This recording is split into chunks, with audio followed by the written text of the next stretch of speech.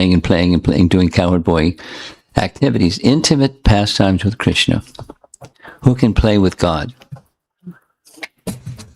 and wrestle with him and defeat him in wrestling? And I mean, it's Leela. It's Leela. And there, after 2 chapters of that,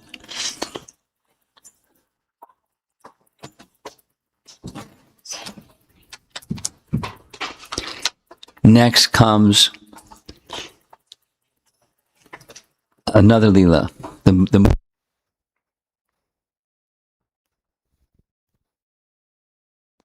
Krishna's 6 years old. The boys are more or less the same age. And it's summer season, and summer in Vrindavan is like super hot. So they were really hot and really thirsty. And they knew, Mother Jasoda warned them that morning, don't go to the Kaliya lake. So they went to the Kaliya lake because they were just overwhelmed with thirst. They're better than yogis, but they were overwhelmed with thirst, which is completely inconsistent with, it's a Leela. So then they drank the water, this poison, they knew, they drank the poisonous water. Bad. And they died. The cows went first. When the cows went in, the water, they also died. And that's, so the cowherd boys, because of their affinity for the cows, they went after the cows and they died. And then Krishna came, because it was purposeful that Krishna didn't go when they went running to get the water. Krishna was behind and he saw them looking dead, and he brought them back to life. And when they came back to life, they looked at each other and said, what happened? We were dead. What happened? Not like we passed out, we fainted or something. We were dead. And now we're back to life. What happened? How powerful? Is there a limit to the powers of this, our friend? No limit.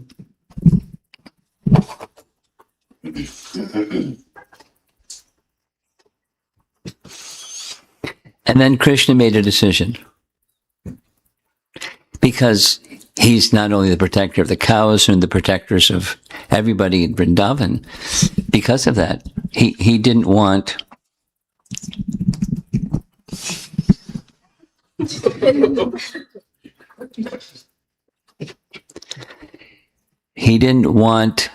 to leave Kaliya there. So he decided to get rid of Kaliya. But, he could have killed Kaliya. He decided not to kill Kaliya, just to get rid of him. Or put it better, to purify him. So this is a review of what we heard, for those of you that missed what we heard, what we did the previous parts.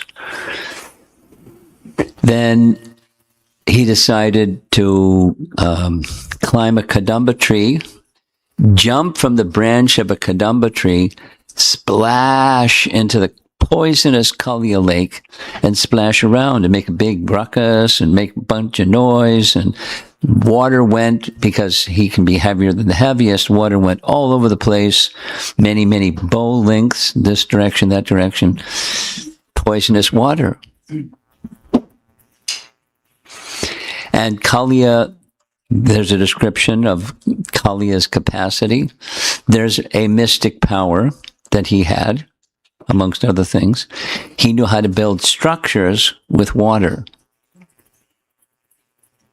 Most people don't know how to do that, but he knew how. So he had like this kingdom down in the bottom of this lake, and he had a cave, but a cave was like a palace. And that's where he lived, and he had a whole bunch of friends, and they were also living in holes like snakes, in the holes in the lake. And the lake length, it was 8 miles. Somehow or other, the water in that particular part of the Jamuna River didn't flow. It kind of got settled. And therefore the poison over a long, long, long period of time built up and built up, because there's a history of how he got there, which we didn't cover, but it's coming up, coming attractions.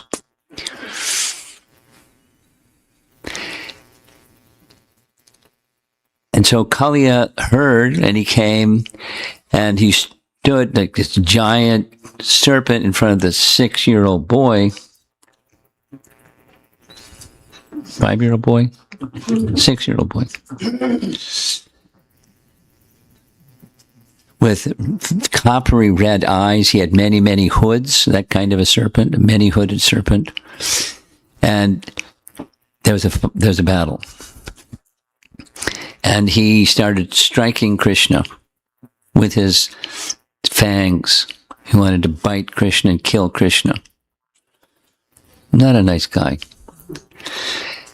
And so Krishna allowed himself to be caught in the coils of the Kaliya serpent and stood there. Now, we did a little correction on the mathematics.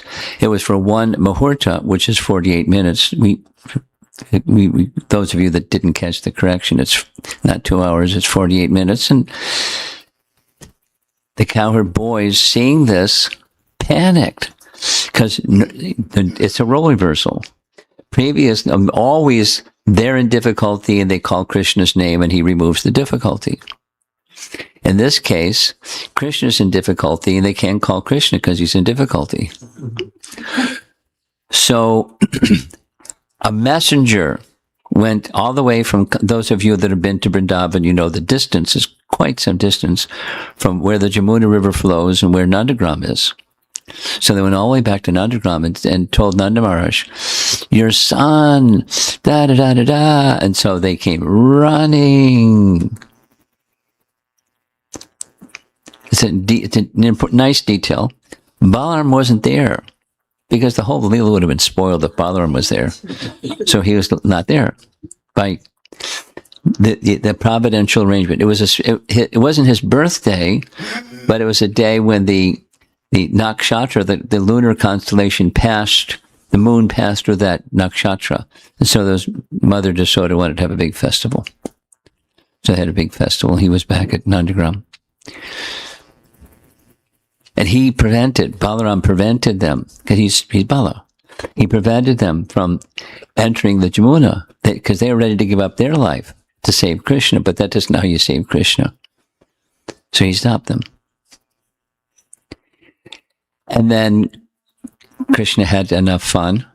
And then he decided, so this is where the last session, Krishna got bigger and bigger and bigger. And serpents have the ability, they can expand themselves.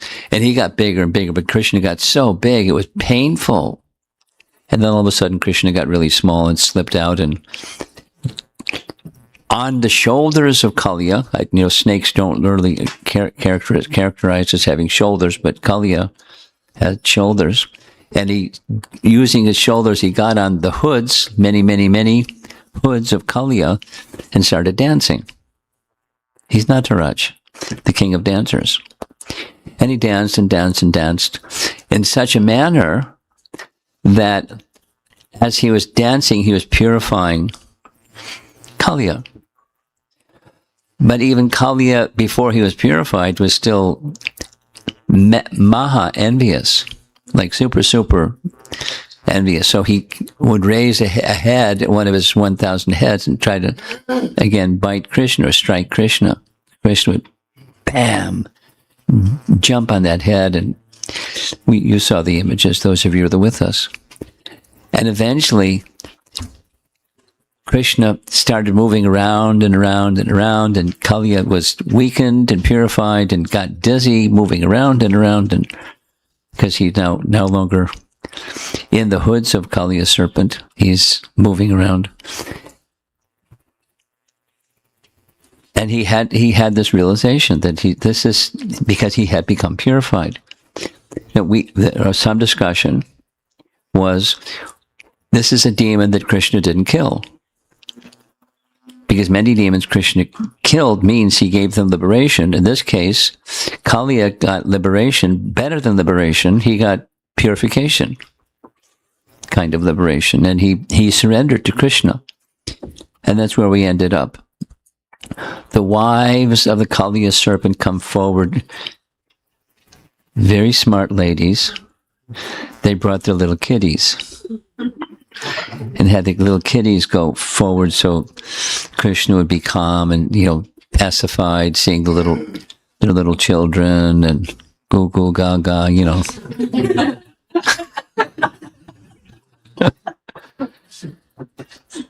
Because to do this battle, there was anger, transcendental anger in Krishna's side, but so to pacify Krishna, so now they're going to begin a series of prayers. And we get to hear why, several things. They're so elevated. The words that they speak are words of a sadhu and great devotees of the Lord. And they're with this other guy, Kaliya, the husband of all these wives, and he's a bad guy.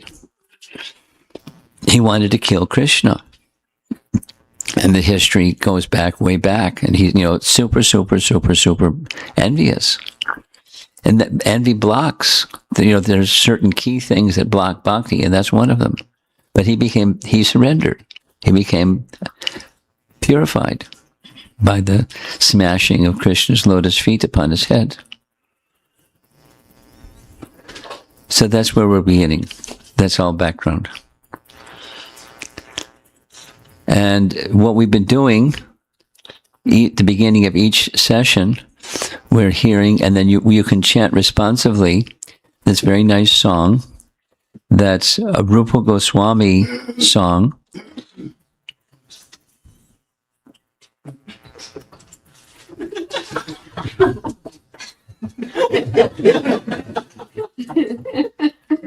Could you do that again?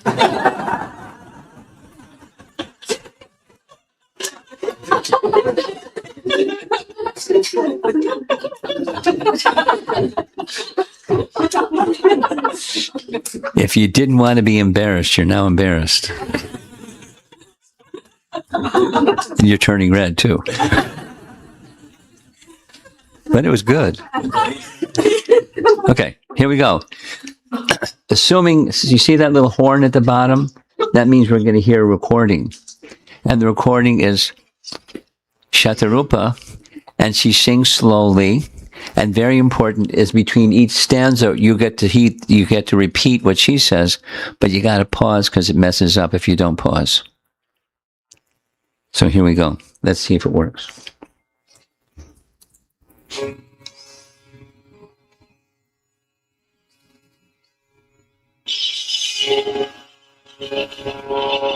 Kamam damodara mama mana Nagampi nabhago Kamam damodara mama mana Nagampi nabhago Dushtasibhi Kutila balanai Shobhayatyesha lokam. Pause. Dushtasibhi Kutila balanai Shobhayatyesha lokam. Tadvikrantastvamudita pada Dvandva pankeruhankam Tadvikrantastvamudita Dvandva pankeruhankam Purvandarvikara namanahe Tandave dandayam. Pause.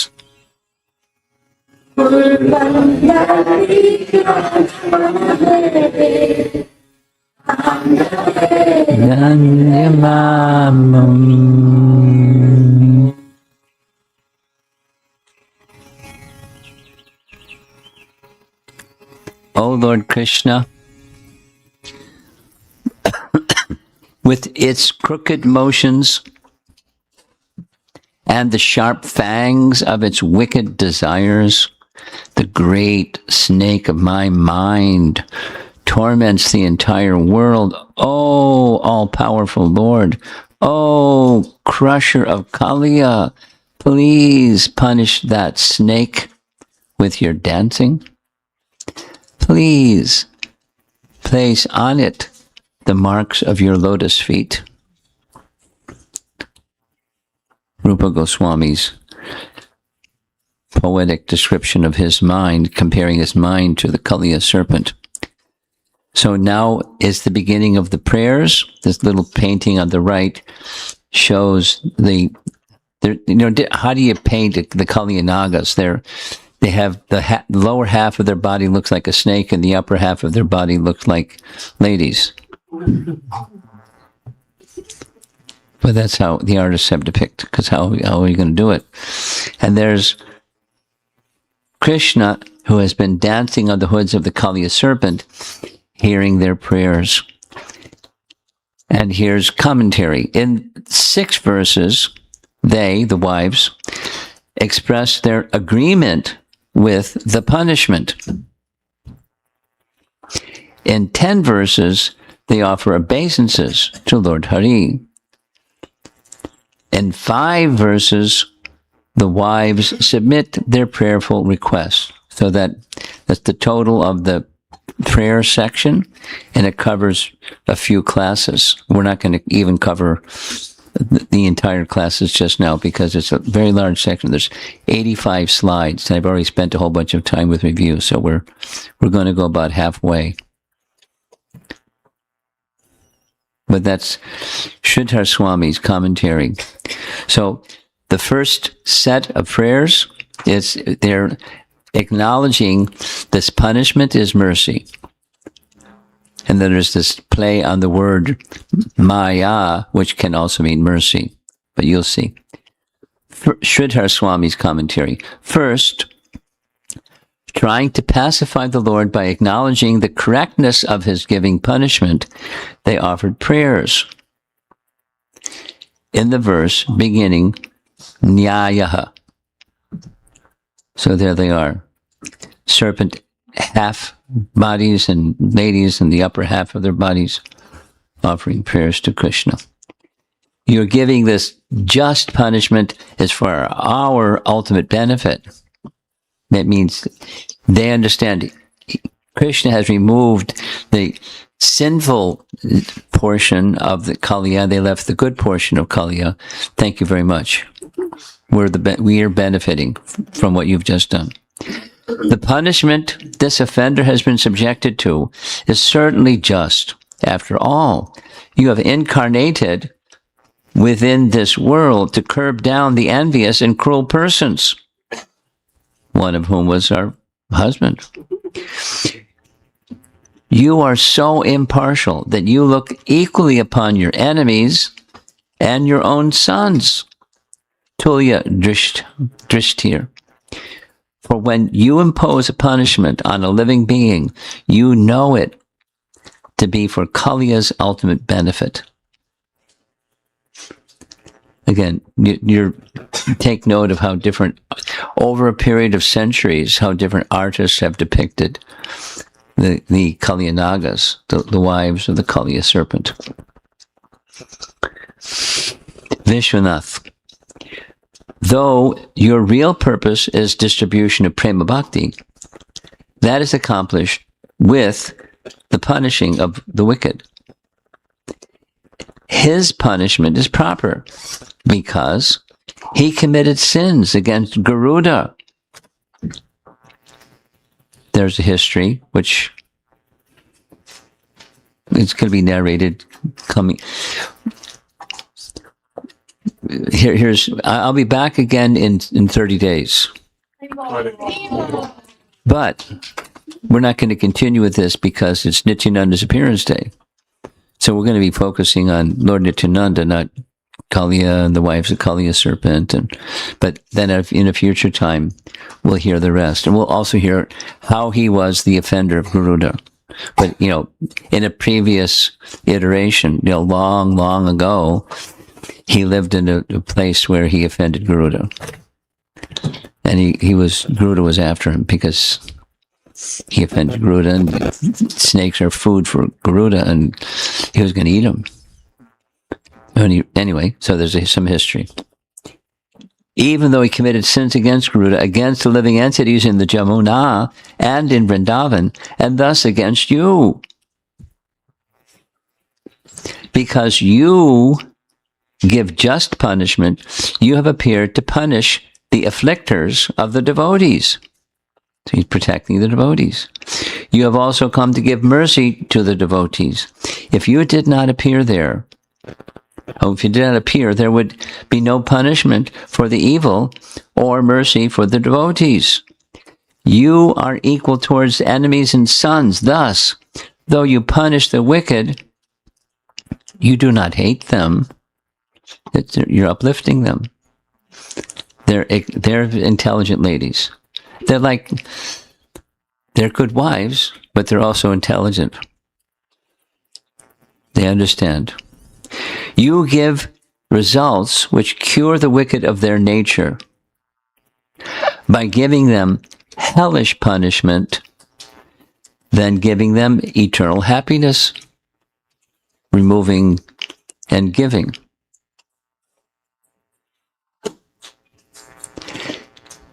Next verse. So we started with verse number 33.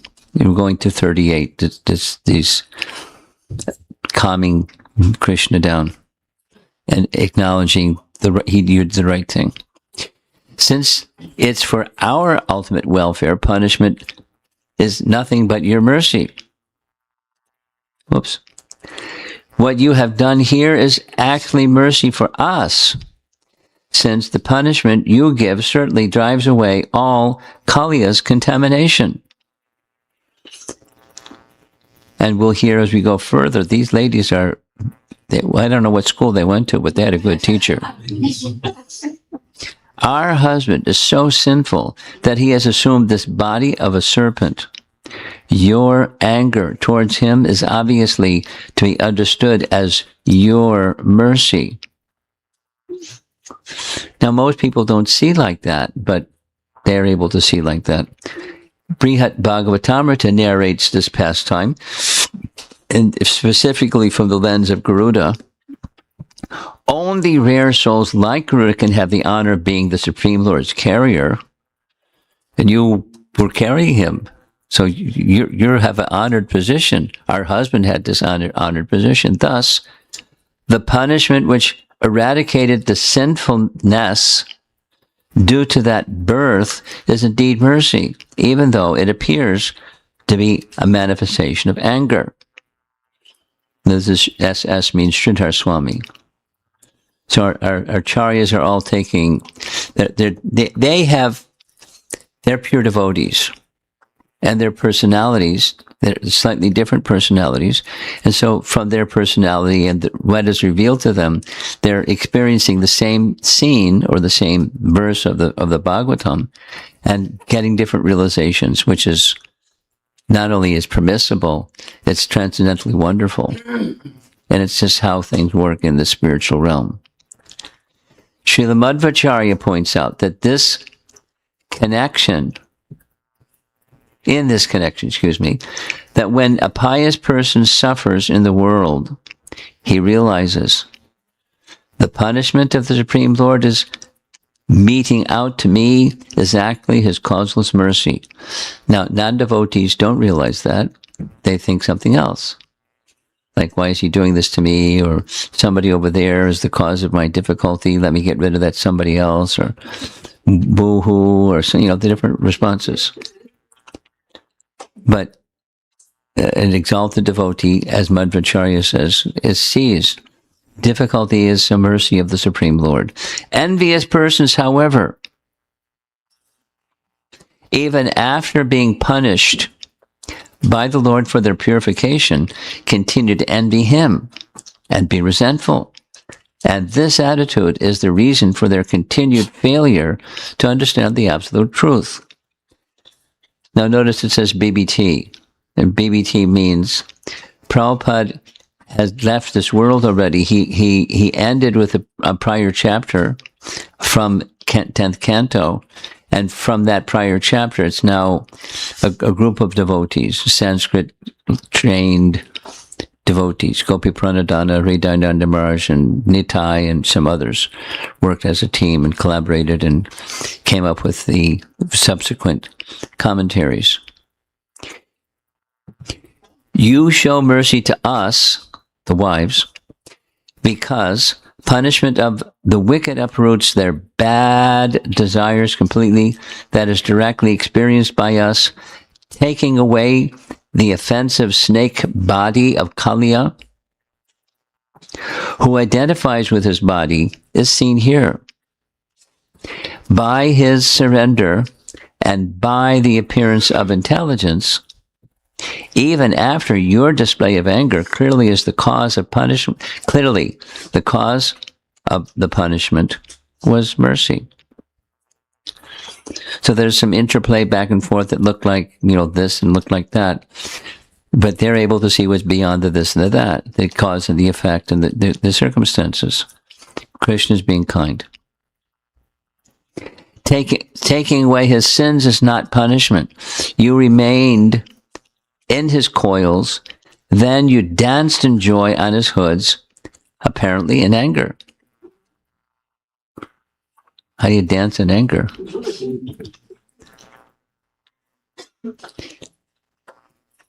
So some nice artwork. Now this is not one of the old style. These are ladies that have saris and they don't have tails of a snake and stuff like that. But they're the wives of the Kaliya serpent.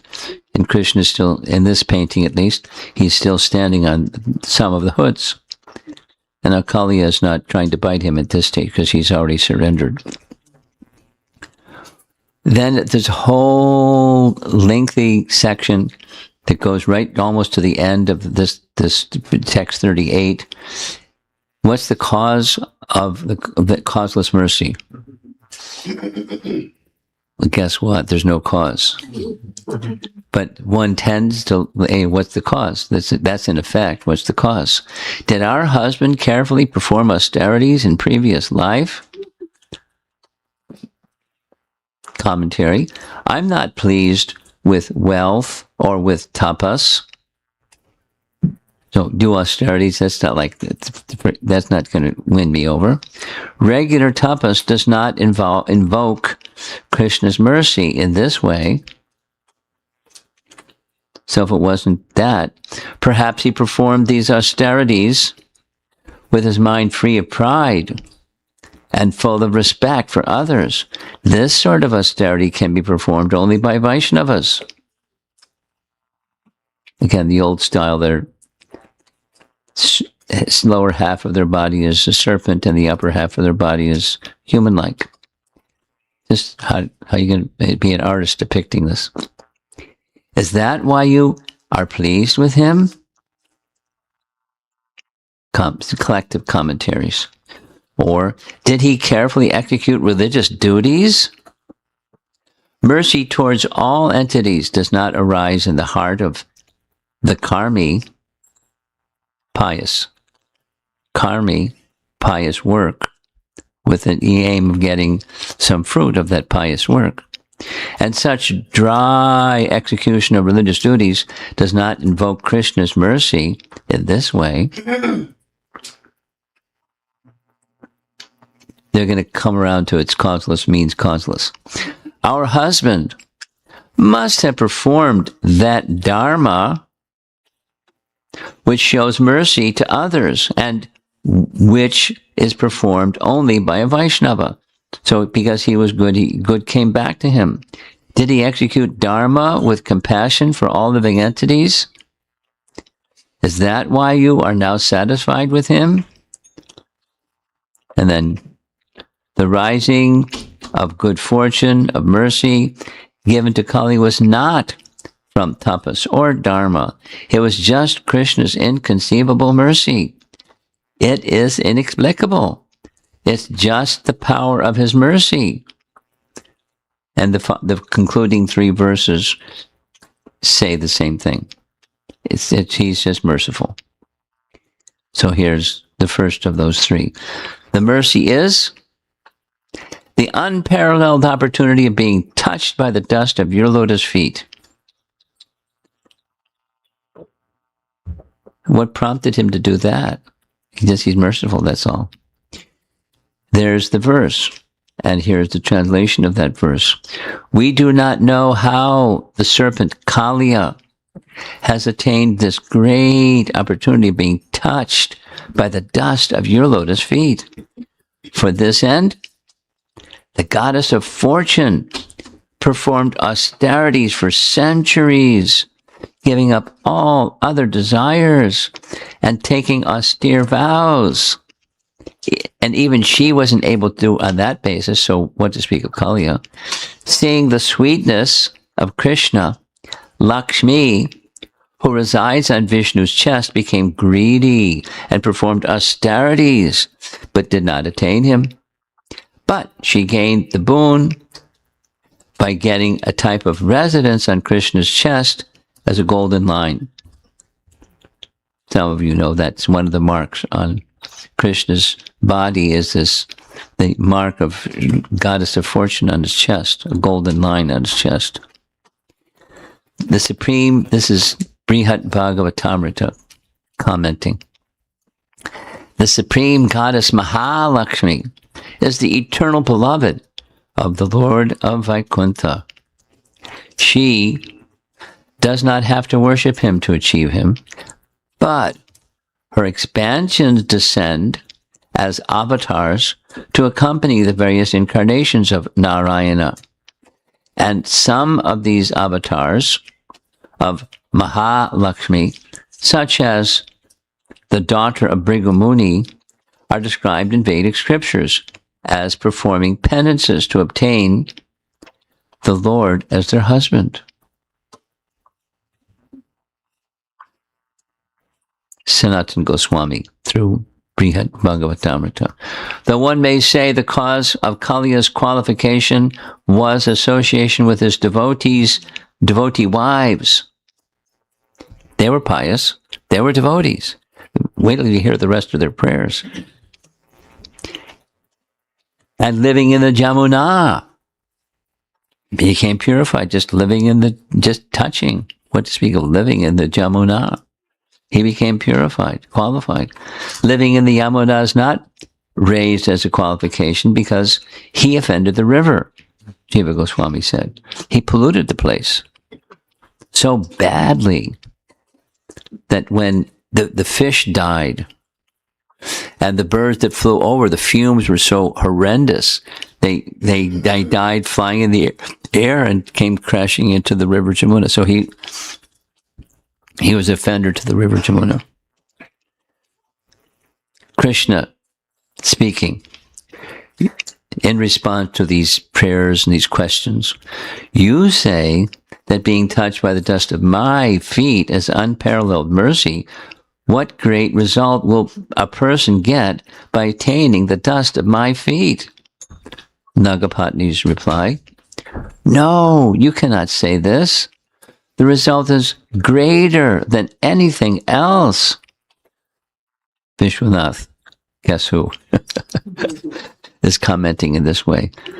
Well, what is it? What's so special about the dust from my feet? So here's verse number 37. Color-coded. Those who have attained the dust of your lotus feet never hanker for the kingship of heaven, limitless sovereignty, the position of Brahma, or rulership over the earth. They are not interested even in the perfections of yoga or in liberation itself. Apunar bhavam. So if they don't want those things, then what do they want? This verse is nearly identical with Canto 6, Chapter 11, in Vritrasura's prayers. There you see Vritrasura. Remember that guy? Who's that guy? Vritrasura. Really? What do you remember about Vritrasura?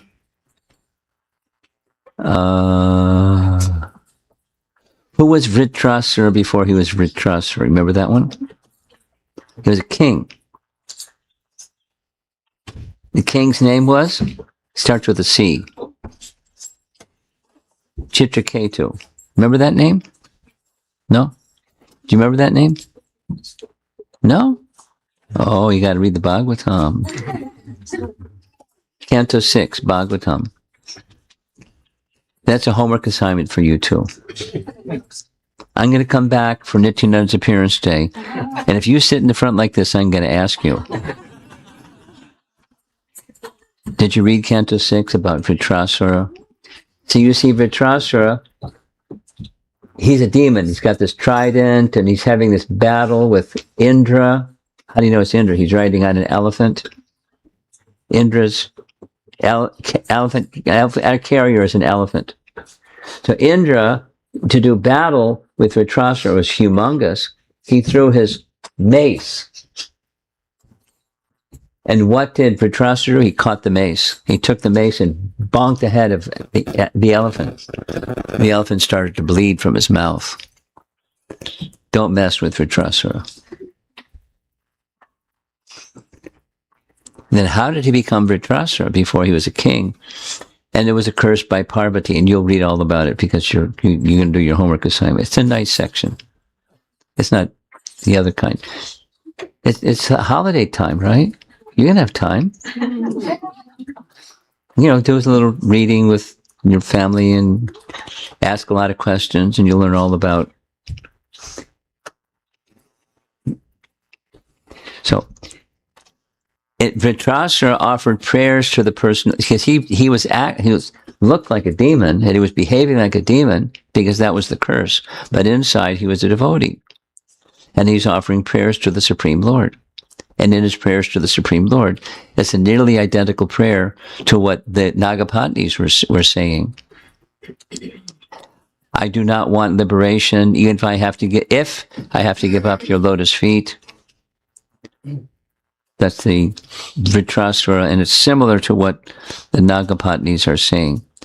Now, in the end, Indra, by super guidance, he used his thunderbolt weapon, because he has different weapons. So he has the thunderbolt weapon, and he cut off the arms and eventually cut off the head. And Vritrasura said, please do it. Liberate me from this Vritrasura body so I can be with the Supreme Personality of Godhead. Do it, do it. And he did it. And you see up in the sky, there's some demigods saying, wow, it's a nice pastime. So, back to the Nagapatnis. There are many glorifications of the touch of the dust of your lotus feet. The great effect of even a little surrender to your feet is inconceivable. And then Bhakti Rasamrita Sindhu saying the same. This is Rupa Goswami. Those surrendered to the dust of your feet, quote unquote, indicates profound surrender. So what does that surrender to the dust of the feet mean? It can mean literal, but it can also mean this poetic description. Because there's his feet. And what are you supposed to do? You can't run around and touch his feet because it's a painting. But the painting is not different than the person. So it's surrender, profound surrender, showing persons with a super excellent type of bhakti. That's what surrendering to the dust of his feet means. And continuing, this is verse 30, this is the last of this little section. Kali attained the unattainable. O Lord, although this Kali has taken birth, this is the wives, although this Kali had taken birth in the mode of ignorance and is controlled by anger, that's passion, he has achieved that which is difficult for others to achieve. Passion and ignorance combined, anger. Embodied souls who are full of desires and are thus wandering in the cycle of birth and death, can have all benedictions manifested before their eyes simply by receiving the dust of your lotus feet. Although we, conditioned souls, the wives, may not receive the mercy of having the Lord dance on our head, we can receive the dust of lotus feet of the absolute truth through the Lord's representative, the bona fide spiritual master. So he's carrying that dust and serve that person, and you're getting the dust from the lotus feet of the Supreme Lord. By thinking of those feet, everyone can immediately attain all perfections. Though one identifies with the body, one can attain material wealth, one can attain spiritual powers, or one can attain prema. Therefore, now, this snake whose hoods have accepted your lotus feet should attain special prema. Hint. The mood of the prayers of the wives of the Kaliya serpent are moving to, you've given a lot of mercy by taking away. Now please give. Prema. And so the next set of verses, 39 through 48. Having praised the Lord's mercy in 6 verses, the Naga Patnis, Naga means snake, and Patnis means wife, the wives of the serpent, bow down again and again, 11 times in the next 10 verses. Obeisances unto you. So look at this. There's another recorded verse. I hope it works.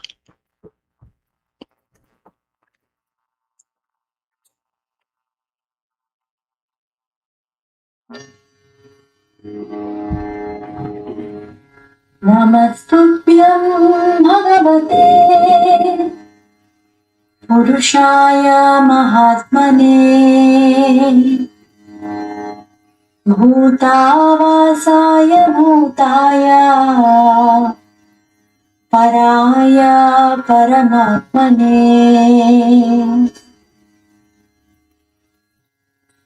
We offer our obeisances unto you, the Supreme Personality of Godhead, although present in the hearts of all living beings as the Super Soul. You're all pervasive. Although the original shelter of all created material elements, you exist prior to their creation. And although the cause of everything, you're transcendental to all material cause and effect, being the Supreme Soul. Now, these are not new bhaktas. These are very elevated personalities. They're seeing the mercy that Krishna has given, and they're going to lead to more mercy, the prema bestowing feature of Krishna. And they're going to pray for that on behalf of their husband who just got smashed, but surrendered.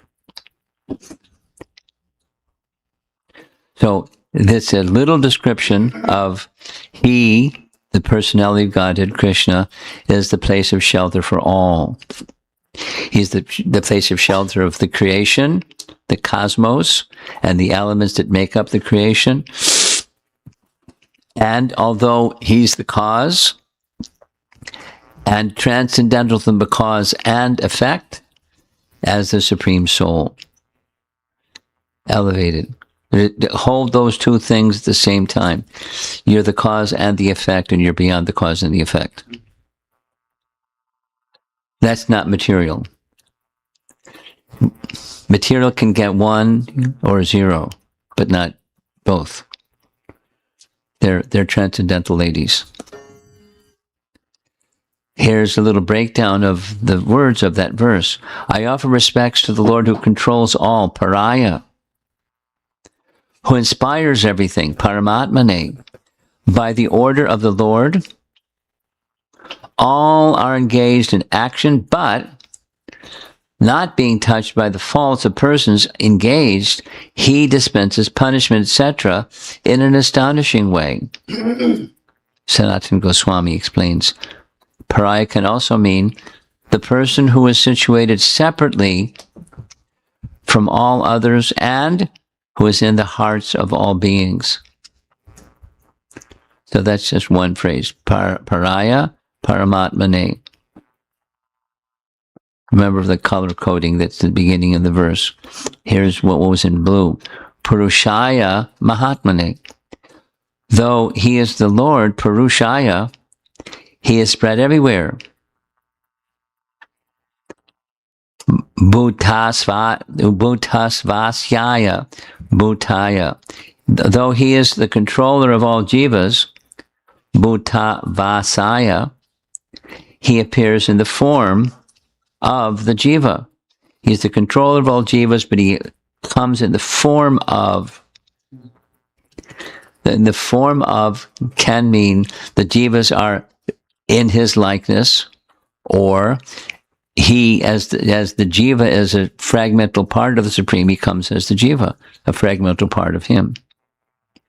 Or he lives among the people, Bhutasvasaya, and he takes birth. It's continuing a commentary on this. It's going all the way over to Canto 10, Chapter 90. Jayati Janani Vaso Devaki Nanda Devaki Janma Vado. Celebrated verse. Krishna lives eternally among the cowherd men and the Yadavas, and is conclusively both the son of Devaki and Yashoda. Who can claim that? Krishna. It's the son of two mothers. And it's true. It's true. If you read carefully, it's nice to read carefully. Simultaneously, he took birth at midnight in the prison house of Kamsa as the son of Devaki. Simultaneously, at midnight, in Vrindavan, or in Gokula, he took birth as one of twins, as the son of Yashoda. It's a nice detail, but he can do it. Is there something he can't do? He can do anything. So here's verse number 40, again color coded, and it's also recorded. Let's hear the recording. Jnana Vijnana Nidhaye Brahmane Nanta Shaktaye Agunaya Vikaraya Namaste Prakritaya Cha. Obeisances unto you, the absolute truth, for the reservoir of all transcendental consciousness and potency, and the possessor of unlimited energies. Although completely free of material qualities and transformations, you are the prime mover of material nature.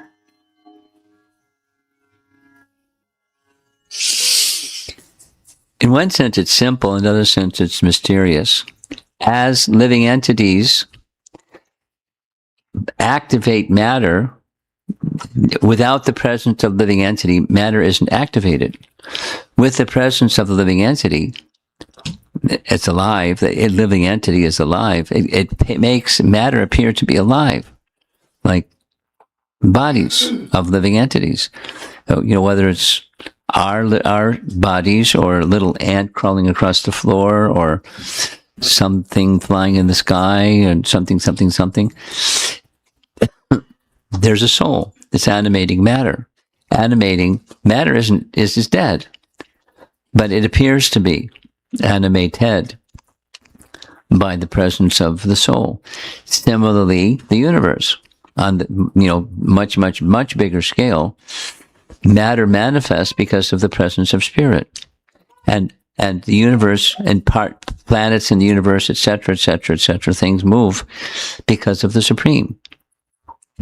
But by that contact, the Supreme doesn't take on material qualities. He is free from material qualities, and moving in this realm that has material qualities, or it's conducted by material qualities. And therefore, human bodies have modes of nature, and modes of nature impel one to act this way, that way, or the other way by the force of conditioning. But the soul is not contaminated by that. The soul acts as if, but is not part of that. So Krishna is absolutely free. It may appear that, for example, he has been angry, and he's dancing with anger and smashing the hoods of the Kaliya serpent. Every time he raised his hood to again tried to bite Krishna with one of his hoods, Krishna would pounce on that hood and dance on the hood, purify him. That's Krishna. It was a gesture to show the apsaras in the sky, you think you're good dancers? Where does your dancing ability come from? So dance nicely, but know that the dancing nicely ability comes from Krishna, etc. So it was a show for the demigods, and he knew they were watching. It wasn't like put on a show for their entertainment. It's, he's the source. He's helping them with their capacity to understand there's a source of whatever it is that I have. And that's true for anything. I'm looking across the room and there's some flowers on the table. Some nice roses, it looks like, from here. So where'd the roses come from? From the source of roses, the rose garden. And then where the rose, you keep going back and back. There's the cause behind everything. The animating force behind everything is the Supreme. And the Nagapatnis have that realization, and they're expressing it in a nice way, but it's high philosophy. And who can see like that? They can see like that. Even just after Krishna just smashed the hoods of their Kaliya serpent, their husband. And they're saying, Jai, thank you. Beneficial for him, beneficial for us, beneficial for the residents of Vrindavan. Really, really good. And now they're entering more deeply. They're going to go into the please give him prema phase. That's these prayers. In this verse, he, Krishna, is described as the object of Gyanis. Quote, we offer respects as the goal of the Gyanis to he who is the reservoir of all knowledge, and Chit Shakti, or Jnana Shakti, Nidhi, just as the ocean is a reservoir of all gems. Nice. You are knowledge itself, and an ocean of Vijnana, meaning realization.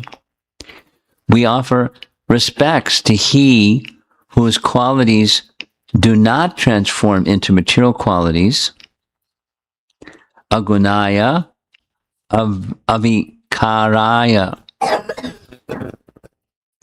There's Sanskrit scholars too.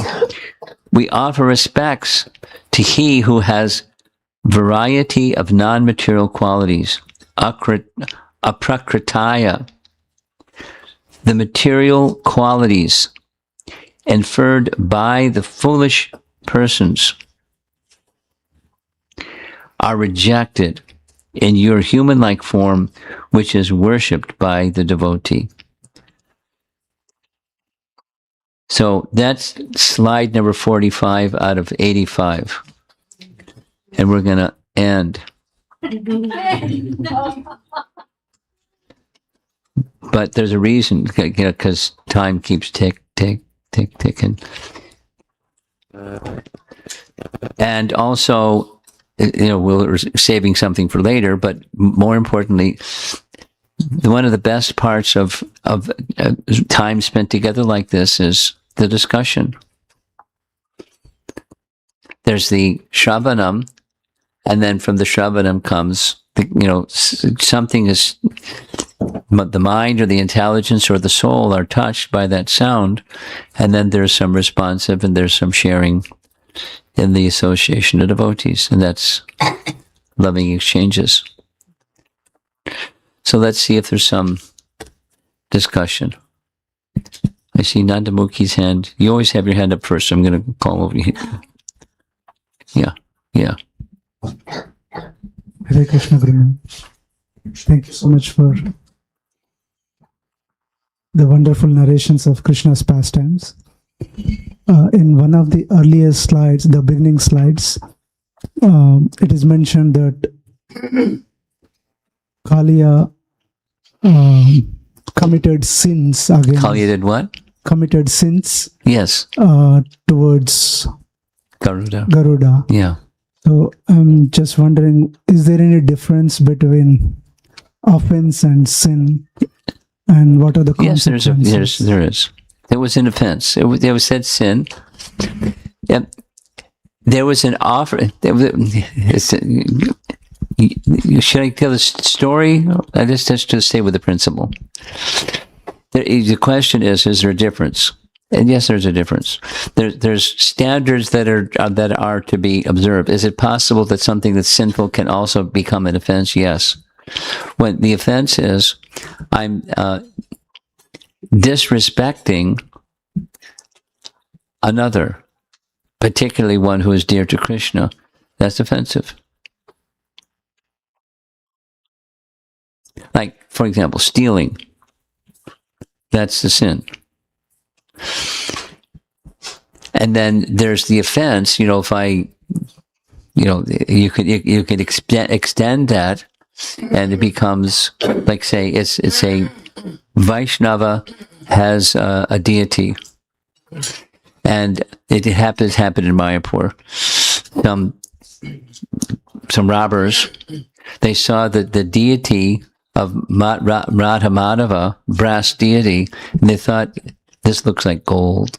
So they came in to try to steal the deity. And that's not just sin. They're not thieving. It's offense. And it would cause a big ruckus. More than a big ruckus. You know who is Bhakti Raghava Swami? You've heard his name before? He walks on crutches because he ran out when the robbers were coming, and he chased them, and they had a shotgun. They shot his leg. They had to have one of his legs amputated to protect the deity. So it wasn't just sin, it was an offense to the Lord and to the Dham and the devotees. So there's a distinction. They may overlap, but there's a distinction between the two.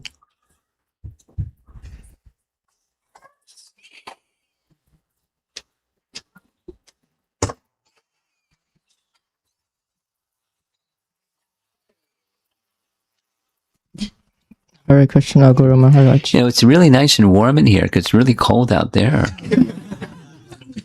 But, there's an advantage to being packed up in a small space. Go ahead. Three things in my mind. The first is I like the prelude you showed, the prayer composed by Sri Rupa Goswami, and I think both the verse and the singing of the verse by Shatarupa Mataji, and they're quite interesting. It has a sense of the kutila, the crookedness feeling kutila, in it, right? And I think that inside that verse it has a interesting metaphor as well, as like the mind is torturing the whole world, And You're the third person to comment on this particular phrase. Go ahead. okay, it remind me of I think I don't remember the chapter, but I remember Prahlad Maharaj was talking to his father, and he was saying, "You please stop discriminate enemy with friends, because your uncontrolled mind is the greatest enemy of the whole world," something like that. And his father is truly the greatest enemy of the whole world and is terrorizing the whole world. Yeah. And interesting, that's some thought. And the second one is the other point that you made on the, I think it's verse 36 in the prayer. Yeah. It talks about the dust of the lotus feet. Mm. It's and also you gave some elaboration later on. I think it has a certain significance because we talk about dust of the lotus feet instead of talking about the lotus feet itself. And I think if we compare the dust of a lotus feet and the lotus feet itself, I think it's you can see the dust.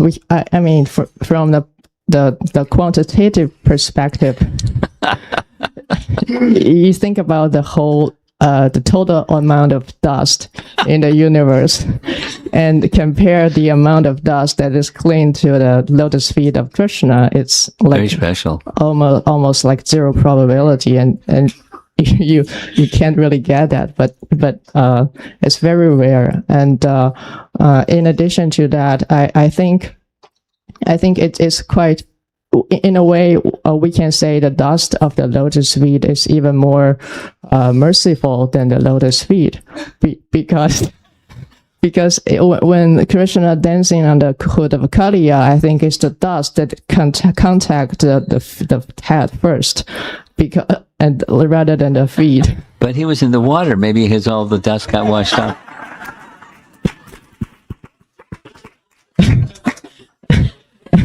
and yeah, internally,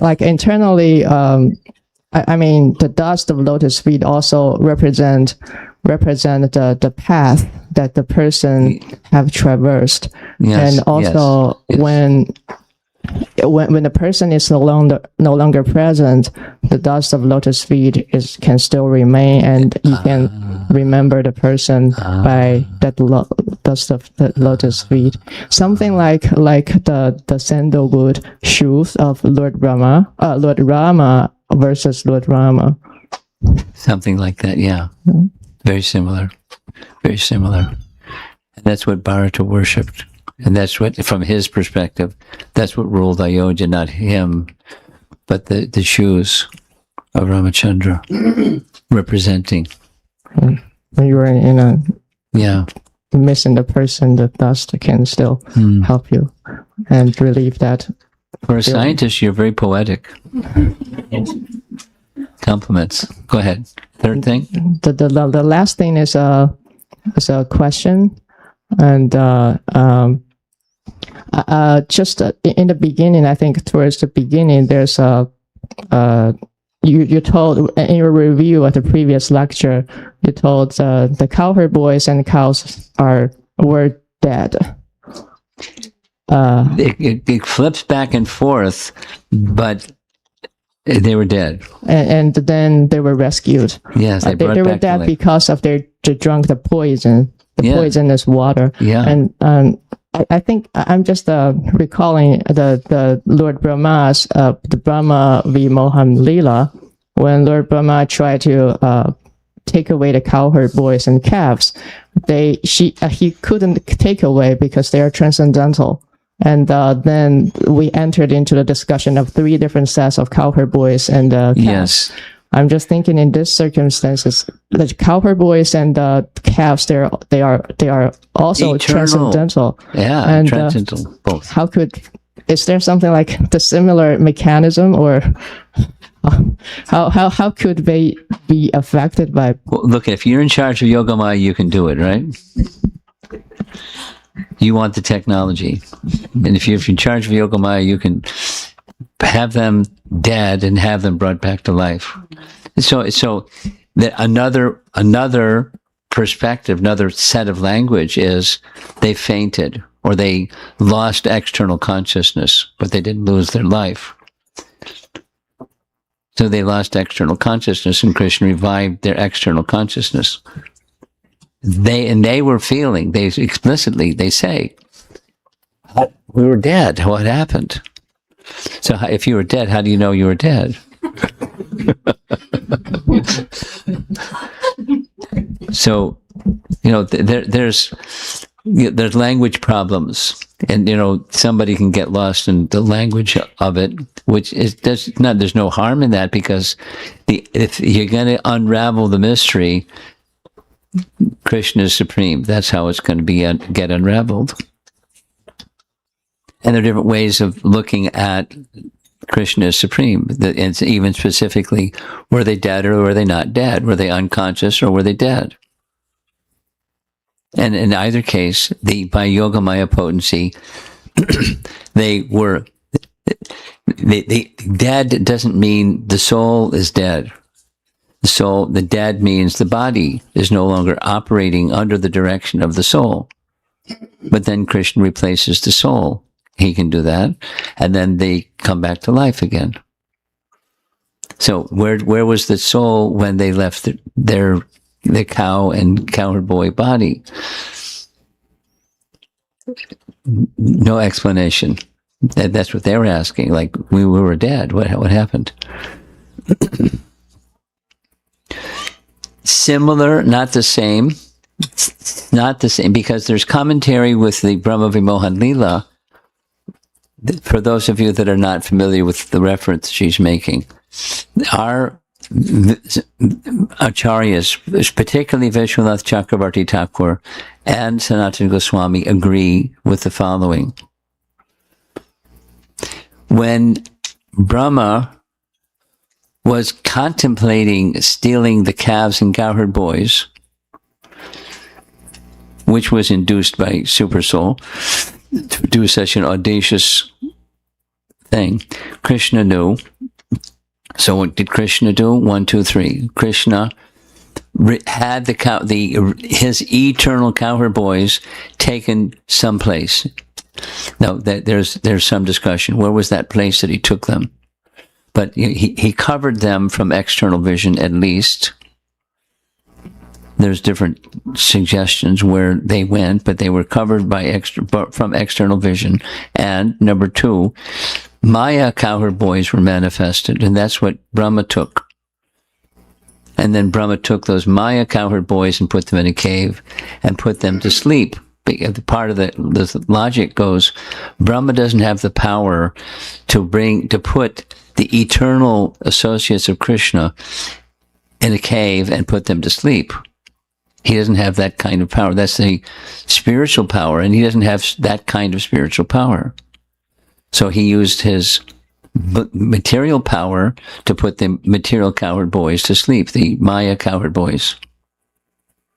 And then the third was, then Krishna manifested likenesses of each of the calves and each of the cowherd boys. So we have 3 sets. And then the Leela was performed for Krishna's purpose, Yogamaya purpose, for the Krishna to associate with the mothers and fathers, and Krishna to associate with the cows as a calf. So Krishna was a calf and a cowherd boy of each of his friends for 1 full year. And then Krishna withdrew those transcendental cowherd boys, and then the real cowherd boys were returned. And so it's a lila for a purpose. The purpose, the pastime purposes, but way up there is rasa, to give the chance of the ladies and the fathers to have Krishna as their son, the parental affection Vatsalya rasa directly with Krishna, not just through the medium of their son. And our son is playing with Krishna, but now they're directly playing with their son, who is Krishna. So it's for that. It's a rasa purpose. Leela has a rasa purpose. That's the message. And depending upon the purpose of Krishna to stimulate love, he does different things. So now back to this situation with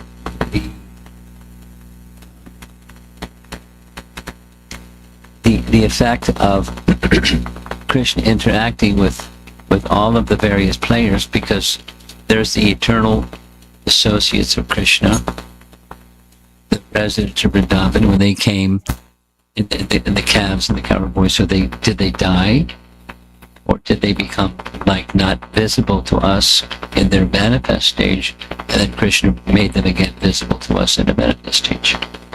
So that's certainly a power that he has. So they didn't die in the normal sense of dying. They were withdrawn and then were replaced once again. There it is. Krishna can have them do what he wants them to do for his Leela purposes, and for us to sit around and speculate about it. Was it this, or was it that, or was it the other thing? Is it heads or tails?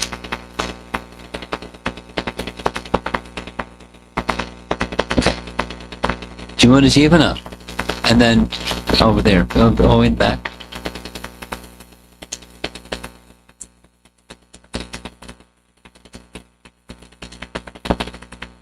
Do you like the way Gopal Bhatta mispronounces your name? Isn't it nice? It's his unique way, Maharaj. Yes, Accepted with affection. Yes, affection. That's right. Maharaj, two comments and a question. Something that's very striking in this pastime is, to me, these wives of Kaliya are really the heroines.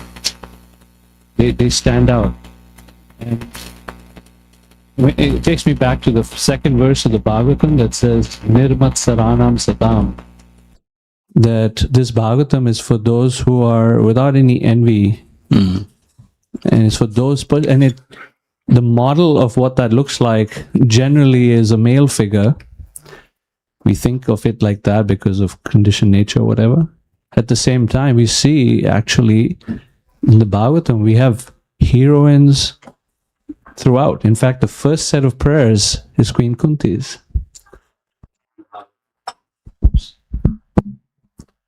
And here we see the wives of, they're just superlative personalities. Okay. Just appreciating that aspect. Then the second comment was that we had that we talked about the level of dharma and how the Vrajavasis respected the young boy Balaram and didn't run into the lake, even though they had very heightened emotion. Batteries are done.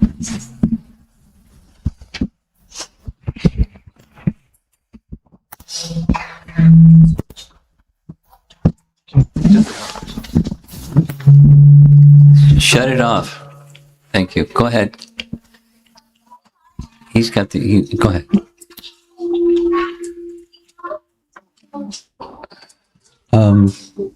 What was my comment? Yeah. Oh yeah. And then right after that class, a devotee came to me and said, I was looking to see how does dharma play out in this pastime. And we had a short exchange to say that what's upcoming too is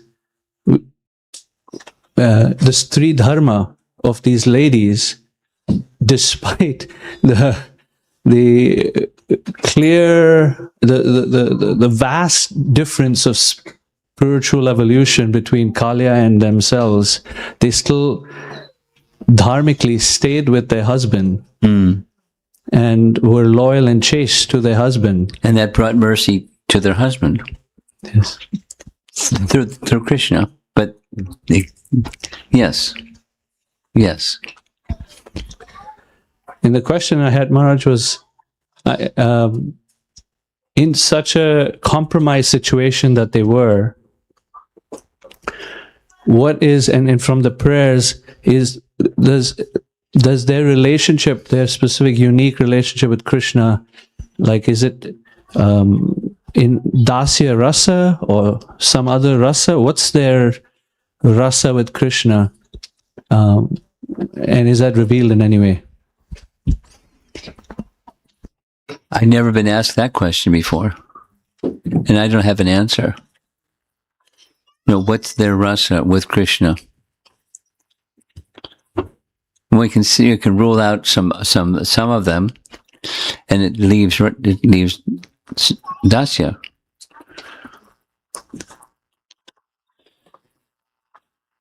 But that's not the way to go about, deciding things. It's not this, it's not this, it's not this. So what's standing? It must be the one that's still standing. So I don't know. Is an honest answer, and good chance it's just servitor, because servitorship underlies the others, but it's not friendship, and it's not parental, and it's not conjugal. So servitorship, certainly strong element. Could be mixed, but certainly strong.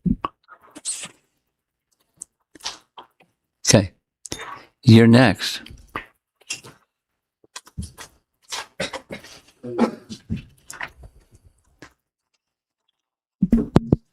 Hare Krishna, Guru Maharaj. This was a very beautiful explanation of our acharyas, how punishment is seen as Lord bestowing the mercy.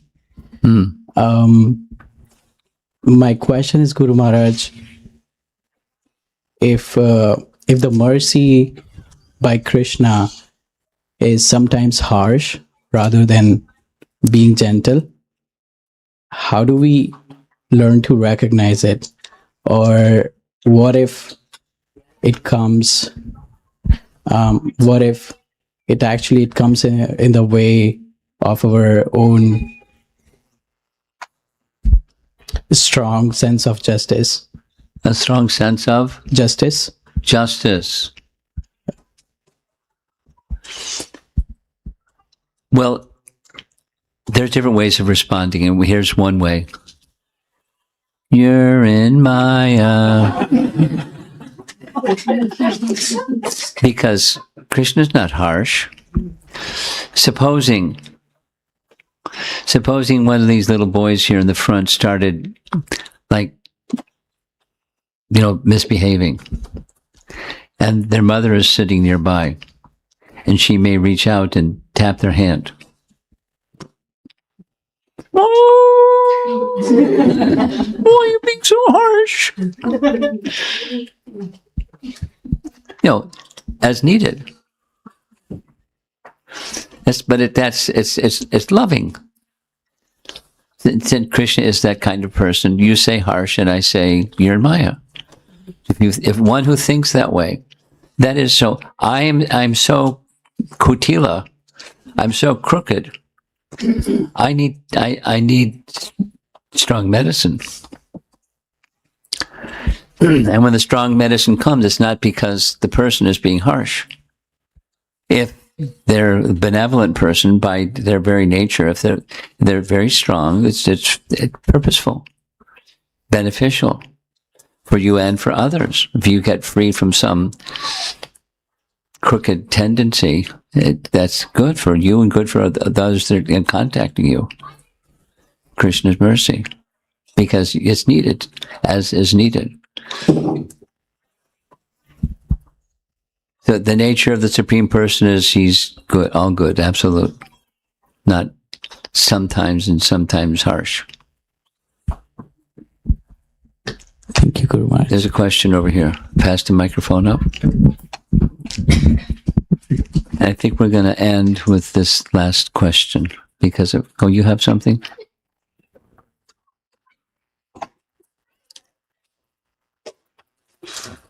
Short. Short and sweet.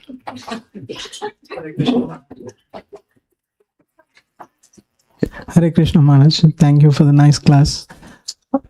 This pastime is very bewildering for me, very surprising. The reason is Kaliya is, he didn't get killed, whereas Putana, she got killed by Krishna. We hear, Don't think in material forms. but what I mean, Maharaj, is Look what she got. My gosh. And you're complaining? so here for two reasons, Maharaj. One, we hear the pastime where you say snakes, scorpions, they're usually killed by saints. You That's mentioned, Prahlad. Yeah, go ahead. you mentioned about the interaction of Srila Prabhupada and Yeah. Bhaktisiddhanta Keep it Saraswati. short. Keep it short. So that is one reason why it's bewildering for me. And the second reason is they say offense to the devotees of the Lord is more offensive than the Lord himself. Putana tried to kill Krishna. Here, Kaliya was, So pardon me for interrupting because it's too long-winded, but that the fact that he killed Putana straight away, and for how long was he dancing on the hoods of the Kaliya serpent? She got quick mercy, and look what she got. I mean, you're saying that's not nice. no, that's not what I meant. But I'm responding. So you say what you say, and I'll say what I say. He's merciful, and he gives his mercy in different ways. And don't evaluate. You if it's beyond your comprehension, then it's beyond your comprehension. You're bewildered, fine. But step back from being bewildered and you don't understand it. There's the merciful personality, and he gives, like this word that was used, justice, in different ways. And it was perfectly just for Putana. She was incorrigible. And Kaliya wasn't incorrigible. It would look a lot of steps on his hoods. But corrigible. And Krishna knew, and Krishna did. So purification in different ways for different people. And don't be bewildered by Krishna has unlimited potencies and he can do things however he likes. Shri Radhika, you usually have something, so she's already got a microphone. Go ahead. Guru Maharaj, these are pretty lengthy prayers of the Nagapatnis. Yes, there's going to be more. So during this time, are the residents of Vrindavan just like hanging out on the bank? Yeah, they're soaking it in. And does that interfere with their rasa towards Krishna? No. So when one's having a rasa with Krishna and you have your, it doesn't interfere with. What I mean, Guru Maharaj, is their understanding of Krishna is Different. he's just this dependent That's okay. boy. It's nourishing for any rasa. Supposing you're not a Nagapatni. Is it interfering with your relationship with Krishna to hear their prayers? And however long it takes? No. So they're glorifying Krishna as the Supreme Lord. In but their Yogamaya way. covers. That's how we have social interactions with people that are different than us. And we love variety. One of the expressions I like a lot, is that Prabhupada is in Ireland with Professor O'Grady.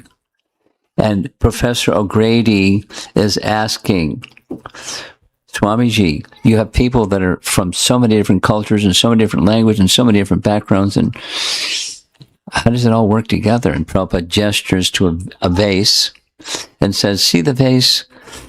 So many colors, so many varieties of flower types, so many fragrances, and the variegatedness is beautiful. It makes the vase, supposing it's only one color, one flower, and one type. It wouldn't be the same. It's part of the beauty. The variegatedness in rasa is very wonderful in principle. And then if you're Rupa Goswami, you can say there's, a conflict of rasa, when it's this mixture and that mixture don't go well together, and so it's rasa basa. You won't find that in the Bhagavatam. So we're going to end. Here's the last slide. So we'll see you all in a month. Or we'll see some of you, because some of you came from faraway places, so we won't see you in a month. But virtually we can see each other in a month.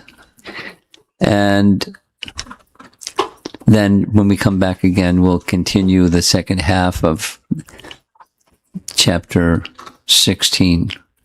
This part 4. Srila Prabhupada ki.